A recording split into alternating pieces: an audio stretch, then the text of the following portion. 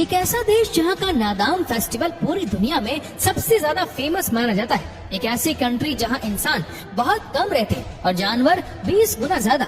इस देश का गोल्डन ईगल फेस्टिवल सबसे खतरनाक फेस्टिवल माना जाता है। इस देश की कैपिटल सिटी को दुनिया की सबसे कोल्डेस्ट सिटी माना जाता है। यहाँ के दुल्हनों के ट्रेडिशनल ड्रेस देखकर आप हैरान रह जाएंगे। इसी देश में हॉर्स राइडिंग खेल का आयोजन किया जाता है। आज हम बात करेंगे ईस्ट एशिया के ऐतिहासिक देश मंगोलिया की। इस देश की जनसंख्या है तकरीबन 33 लाख के आसपास। मंगोलिया की करेंसी को मंगोलियन टुगरिक्स कहा जाता है। आपको बता दें कि भारत का 1 रुपया करीब 37 मंगोलियन टुगरिक्स के बराबर है। मंगोलिया की पारंपरिक वेशभूषा को तडील कहते हैं। मंगोलिया देश में शादी के दिन दुल्हन जिस ट्रेडिशनल ड्रेस को पहनती है उसे डील कहा जाता है। इस वेडिंग ड्रेस के कपड़े लंबे और ढीले होते हैं, जिसे सदियों पहले से मंगोलिया की महिलाएं शादी के दिन पहनती थी। आज भी देश के कई हिस्सों में जहां कबीले या बस्तियां रहती है, वहां की ब्राइड शादी के दिन इसी ड्रेस को पहना करती है।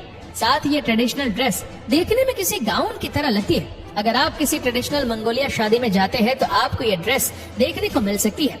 ऐसा ट्रेडिशनल आउटफिट आपने शायद ही पहले कभी देखा होगा। दोस्तों, मंगोलिया देश की राजधानी का नाम है उलानबातर। इस सिटी को दुनिया की कोल्डेस्ट कैपिटल सिटी कहा जाता है। दोस्तों, क्या आपको पता है मंगोलिया देश का नाम कैसे पड़ा? कहा जाता है कि मंगोल का मतलब होता है ब्रेव यानी कि बहादुर, और इसी से इस देश को मंगोलिया बना दिया गया। इस देश को लैंड ऑफ द एनिमल्स के नाम से भी जाना जाता है, क्योंकि इस देश में वाकई में इंसान आपको कम दिखेंगे, लेकिन यहाँ जानवरों की कोई कमी नहीं है। मंगोलिया में एक इंसान पर 13 घोड़े हैं। दुनिया के सबसे बेहतरीन घोड़े मंगोलिया में ही पाए जाते हैं। यहाँ के घोड़े सबसे फिट और भागने में सबसे तेज होते हैं। तभी तो इस देश से कई देशों में घोड़ों को एक्सपोर्ट किया जाता है। तो वहीं भेड़ों की बात करें तो यहाँ हर इंसान पे 35 भेड़ है।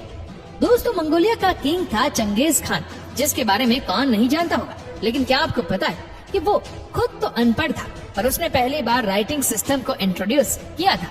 यानी कि मंगोलिया में लिखने पढ़ने की शुरुआत चंगेज खान ने ही करवाई थी। मंगोल वंश में जन्मा चंगेज खान केवल 20 वर्ष की उम्र में अपने कबीले का नेता बन गया था। दोस्तों, मंगोलिया देश में गोल्डन ईगल फेस्टिवल मनाया जाता है। 2 दिनों तक चलने वाले इस फेस्टिवल में यहाँ के लड़के घोड़ों पर बैठकर ईगल की मदद से शिकार करने निकलते हैं। आपको जानकर हैरानी होगी कि ये लोग अपने ईगल को ऐसे ट्रेन करते हैं कि वो अपने ट्रेनर को बताता रहता है कि कहाँ जंगली जानवर है और कहाँ नहीं, और उसके बाद होता है शिकार।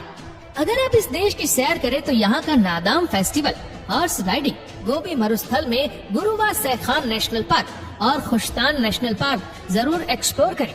दोस्तों, नादाम फेस्टिवल साल 1921 में चीन से आजादी मिलने की खुशी के रूप में मनाया जाता है।